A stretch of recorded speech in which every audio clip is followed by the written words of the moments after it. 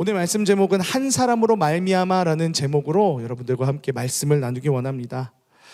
영화 명량에서 이순신 장군님은 이제 13척밖에 없는 배로 수백 척의 일본군 배와 싸워야 하는 그 상황에서 장수들과 병사들에게 이런 말씀을 하십니다. 살고자 하면 죽고 죽고자 하면 살리니 병법에 이르기를 한 사람이 길목을 잘 지키면 1000명의 적도 떨 수 있다라고 하였다라는 이 얘기를 장수들과 병사들에게 이렇게 하십니다. 자칫 잘못하면 조선의 바다가 전부 일본의 손아귀에서 떨어지게 되는 이런 절체절명의 위기 가운데에서 이순신 장군님은 장수와 병사들에게 자신의 할 일을 다하는 한 사람이 얼마나 큰 힘을 발휘할 수 있는지 이야기를 하시면서 장수와 병사들을 이렇게 독려하였고, 그 결과 13척의 배로 330척의 일본군의 배를 전부 격퇴시키는 명량해전의 전설이 탄생할 수 있었습니다. 용기를 잃지 않은 한 사람의 정확한 판단과 사생결단의 생각이 나라를 구할 수 있었던 것이죠. 반면에 한 사람의 잘못된 생각들로 인해서, 잘못된 판단들로 인해서 나라가 피폐해지고 병들게 된 케이스도 있습니다. 대표적으로 지금도 수많은 사람들이 굶주리고 있는 우리 위에 있는 우리 북한을 또 생각할 수가 있겠죠. 이처럼 우리 인간사를 보면요, 어떤 한 사람이 우리의 대표가 되느냐에 따라서 우리의 삶이 윤택해지거나 혹은 고난이 시작되는 것을 볼 수 있는데요, 안타깝게도 우리 인류의 첫 시작이자 대표였던 아담은 사탄인 뱀의 꼬임에 넘어가 하와와 함께 선악과를 먹음으로써 우리 안에 죄가 들어오고 거기서부터 고난이 시작되는 것을 볼 수 있습니다. 창세기 3장 16에서 17절을 보시면요, 또 여자에게 이르시되 내가 내게 임신하는 고통을 크게 더하리니 내가 수고하고 자식을 낳을 것이며 너는 남편을 원하고 남편은 너를 다스릴 것이니라 하시고, 아담에게 이르시되 네가 내 아내의 말을 듣고 내가 내게 먹지 말라 한 나무의 열매를 먹은즉 땅은 너로 말미암아 저주를 받고 너는 내 평생에 수고하여야 그 소산을 먹으리라 라고 이렇게 되어 있는데, 아담의 잘못된 판단으로 우리 인류는 타락하게 되고, 그로 인해서 여성은 임신과 출산의 고통이, 그리고 남성에게는 계속해서 일을 해야만 먹고 살 수 있는 노동의 고통이 찾아오게 됩니다. 원래는 하나님께서 만드신 동산 가운데서 그 저절로 열리는 그런 나무들의 열매를 우리가 손쉽게 먹으면서 그렇게 살 수 있었던 축복받은 인간의 그런 삶이 이제는 죄로 말미암아 하나님과 멀어지게 되고 또 고통과 영원한 죽음을 얻게 되면서 저주 가운데로 떨어지게 되는 그런 모습을 볼 수 있습니다.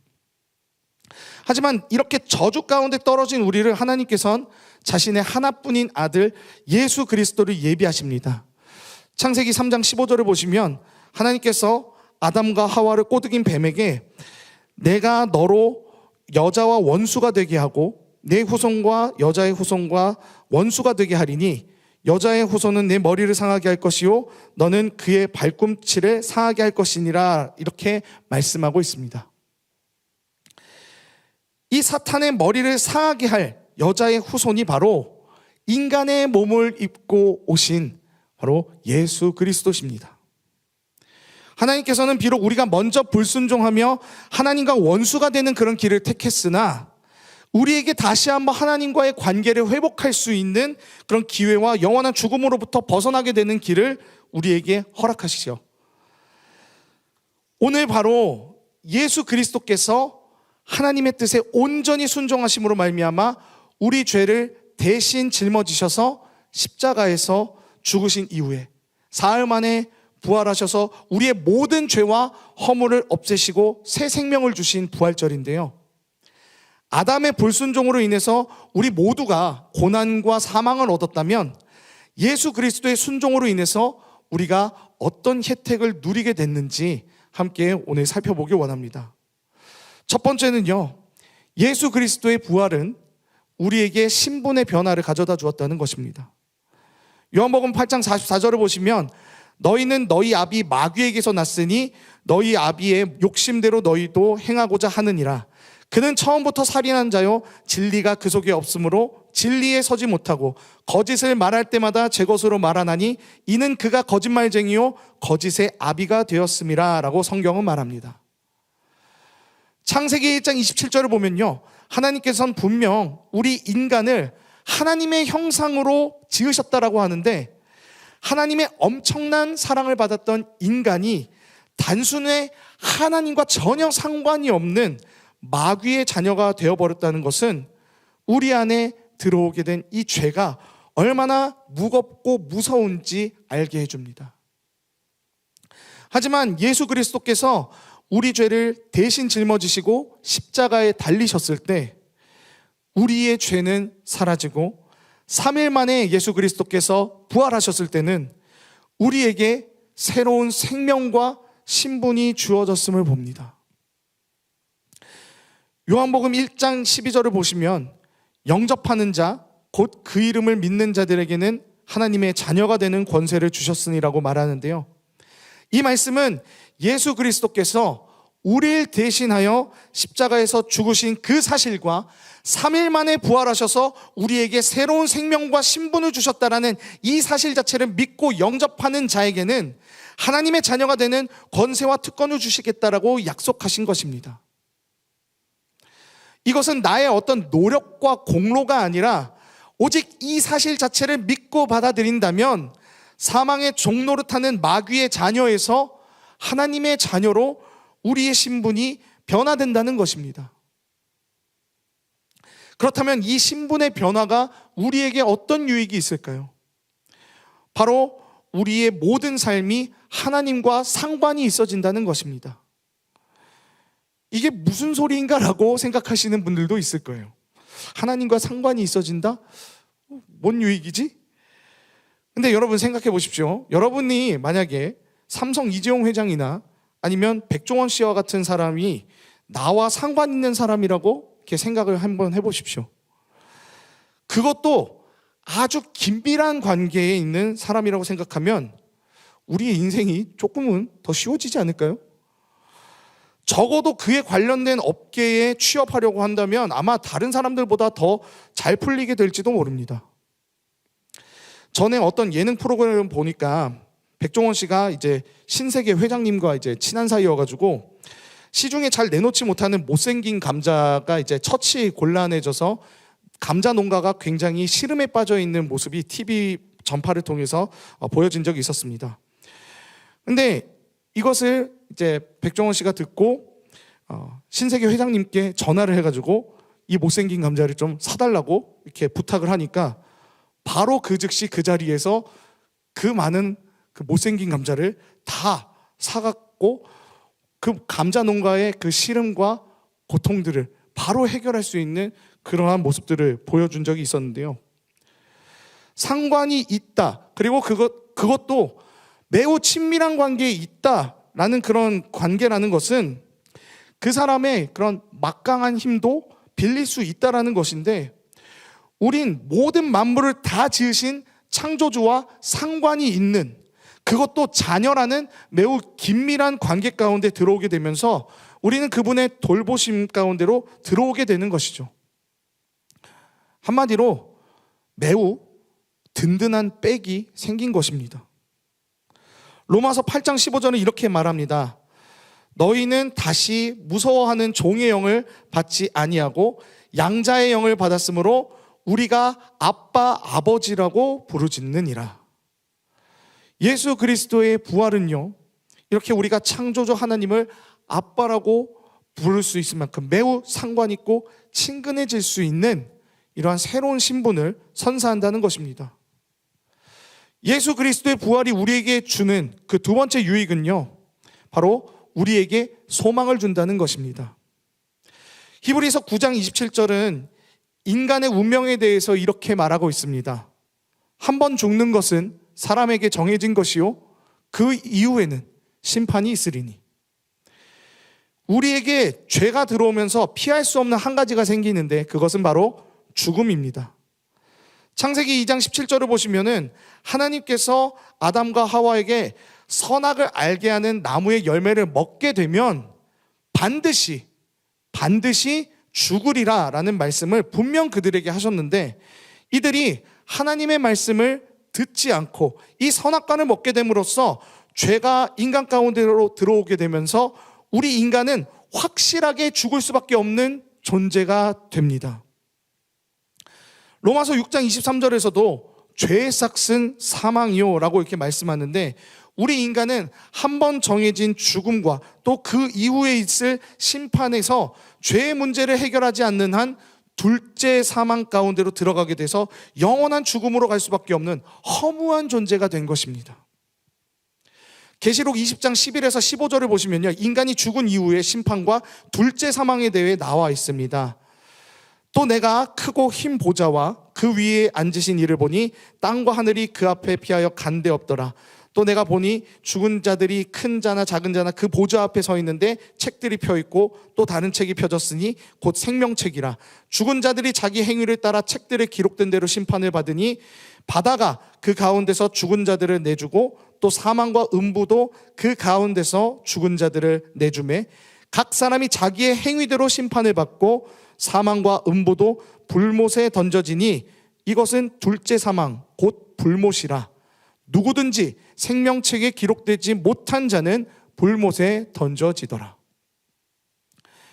계시록의 이 말씀은요, 우리가 심판받을 존재라는 것과 죽음과 아주 밀접한 존재라는 것을 이야기해 줍니다. 하지만 이러한 우리 운명에서 벗어나게 해주는 것이 바로 여기 나오는 생명책인데요, 이 생명책은 바로 예수 그리스도의 십자가 죽음과 부활을 받아들임으로써 예수님을 주인으로 영접한 자들의 이름이 적혀져 있는 책이 바로 여기에 있는 생명책입니다. 우리가 예수 그리스도의 부활을 믿고 또 예수 그리스도께서 주신 새 생명 가운데로 나아가 예수 그리스도로 온전히 우리가 영접을 하게 되면은 둘째 사망이라는 불못에 들어가지 않아도 되고, 죽음이라는 두려움과 허무함에서 우리는 영원한 생명을 받아 하늘나라 가운데에서 살아갈 것이기 때문에 예수 그리스도의 부활이 우리에게 주는 유익, 그것이 바로 우리에게 드리워진 이런 죽음의 문제들을 해결하고 또 미래에 대한 소망을 준다는 것입니다. 그리고 예수님의 부활은 우리의 죽음에 대한 문제만이 아닌 또 우리의 신분의 변화로 인해서 만물의 창조주이신 주님이 나와 함께 하시기 때문에 내가 이 세상을 살아가면서 그 어떤 고난이나 두려움이나 어려움들도 전지전능하신 하나님께서 나의 아버지가 되어주시기 때문에, 나와 함께하고 계시기 때문에 우린 고아와 같이 이 땅에서 혼자서 낑낑거리면서 살아가는 그런 삶이 아니라 전지전능하신 하나님 아버지와 함께 이 어둡고 혼탁한 세상 가운데에서 모든 것들을 이겨낼 수 있기 때문에 우리에게는 소망이 있다는 것입니다.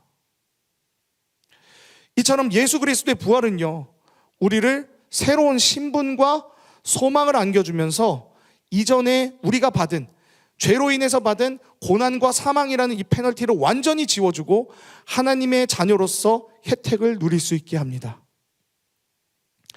한 사람의 불순종이 모두를 괴롭게 했다면 한 사람의 순종은 우리를 생명의 길로 인도하며 모든 사람들이 혜택을 보는 길을 연 것입니다. 예수님께서는 죄인인 우리를 위해서 이러한 구원자가 되신 것입니다. 이러한 부활 생명을 받은 우리는 그렇다면 이제 어떻게 살아야 합니까? 갈라디아서 2장 20절은 이렇게 말합니다. 내가 그리스도와 함께 십자가에 못 박혔나니 그런즉 이제는 내가 사는 것이 아니요 오직 내 안에 그리스도께서 사시는 것이라.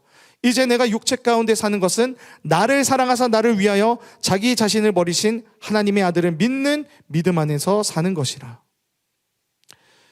예수 그리스도의 부활 새 생명을 얻었다는 것은 이제 새로운 신분과 새로운 소망을 두고 살아감을 의미합니다.